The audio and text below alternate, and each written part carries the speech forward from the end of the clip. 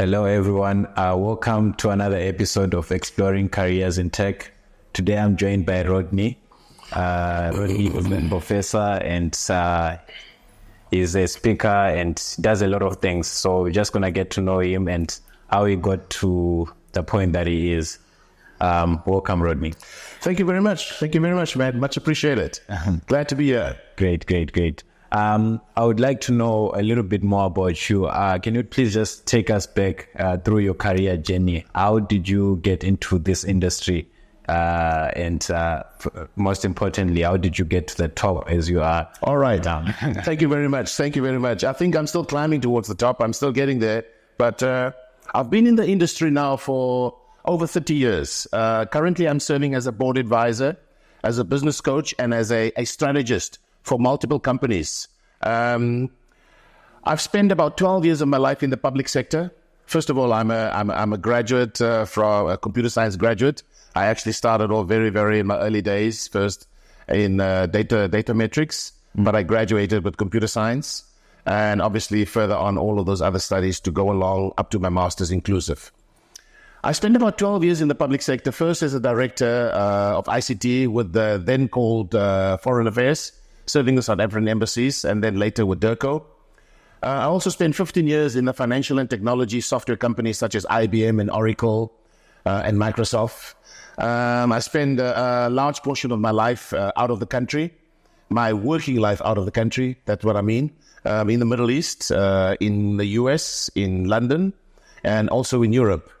I've actually worked with multinationals such as financial services and technology and software companies with strong overachieving in certain aspects.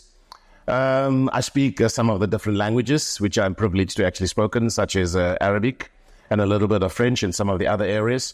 Currently, like I said, I serve as a non-executive member for the University of Johannesburg, there at the Technopreneurship Center, and also I've been a member of the advisory committee at Rhodes for the last 20 years. At UJ, what we do, we provide strategic guidance to the Technopreneurship Center, provides insight to the skills of the students and graduates, both sought by industry and beyond. And at Rhodes Advisory Board, we provide input and guidance in shaping the brilliant minds of the youngsters from academia to new fast-paced digital area. I'm a tutor for the honors class, which I enjoy. It's my favorite thing to do. I facilitate and moderate brainstorms, monthly CIO roundtables, some of the discussions such as cloud, computing, cybersecurity, data centers, PaaS, SaaS, IaaS managed services.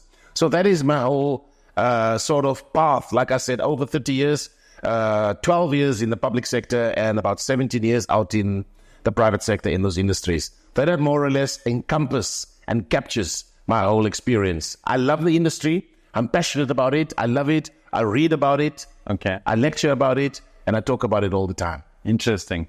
So my next question would be, like, since you are focused on developing the youth, what advice would you give maybe to someone that aspires to be at the position that you are? And what kind of ladder did you have to cross, and the things that you had to avoid or to get to the top that you are, basically? Okay.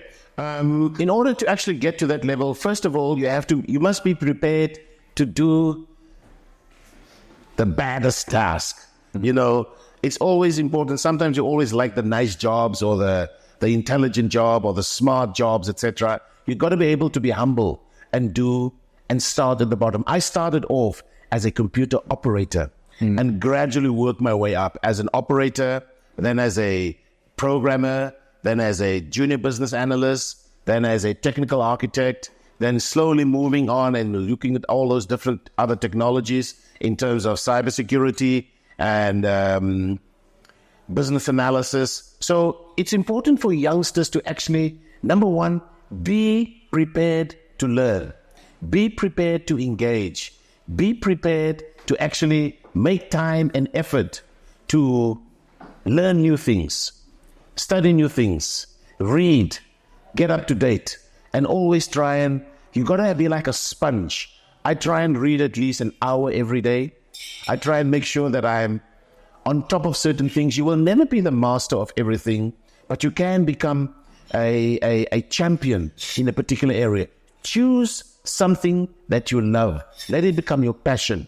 And I think the big thing that I want to give to youngsters, you got to stay hungry. You got to stay hungry. If you're not hungry, you'll never be able to actually survive in this business, because you got to be able to drink and eat and read and engage. You learn constantly. There's a term called continuous onboarding.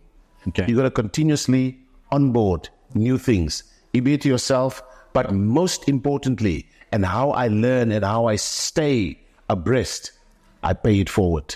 Oh, nice. I pay it forward. You'll never know how well, if you know something, if you are able not to tell or share it with the next person. So paying forward is a method for me to make sure that I stay abreast. Interesting. I think that's really amazing. And I remember the last time you spoke to me about you were in university in Wits, and then you said you got expelled. Can you please just tell us? Yeah, I was at university. I spent some time at university, and then for silly reasons, I obviously got booted out.